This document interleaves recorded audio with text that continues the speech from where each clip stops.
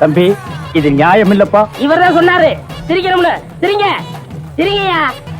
96 வயதில் உயிரிழந்த மூதாட்டியின் ஆசையை நிறைவேற்றும் விதமாக அவரது உடல் வைக்கப்பட்டிருந்த பெட்டியை பேத்திகள் சிரித்தபடியே சுற்றி வந்த காட்சிகள்தான் இவை.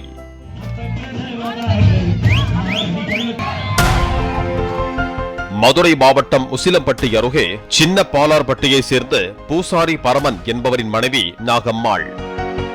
கணவர் 15 ஆண்டுகளுக்கு முன்பே உயிரிழந்த நிலையில் புதன்கிழமை உடல்நலக் குறைவு காரணமாக தனது 96வது வயதில் மூதாட்டி நாகம்மாள் உயிரிழந்தார். 3 தலைமுறைகளை கண்ட இந்த மூதாட்டிக்கு 2 மகன்கள் 4 மகள்கள் வழியாக 78 பேரன் பேத்திகள் இருக்கிறார்கள். இந்த நிலையில் தனது இறப்பிற்கு பிறகு இறுதிச் சடங்கு நிகழ்வை மற்றவர்களைப் போல சோகத்தோடு இல்லாது ஆடல் பாடல் நிகழ்ச்சியுடன் வெகு விமர்சையாக கொண்டாடி சந்தோஷமாக வழியனுப்ப வேண்டும் என மூதாட்டி தனது வாரிசுகளிடம் கேட்டுக்கொண்டதாக கூறப்படுகிறது. இருக்கிறீங்க நொந்துவ எந்திரிச்சுந்திர போறாரு, இறங்கி பட்டே கிளப்புங்கடா.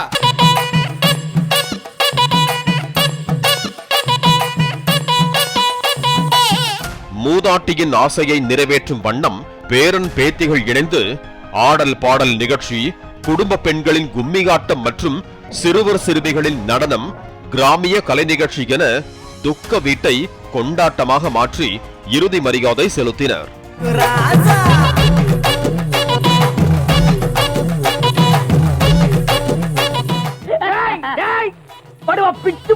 என்னது போனா நான் என்ன சினிமா நடத்துறேனா டிராமா நடத்துறேனா?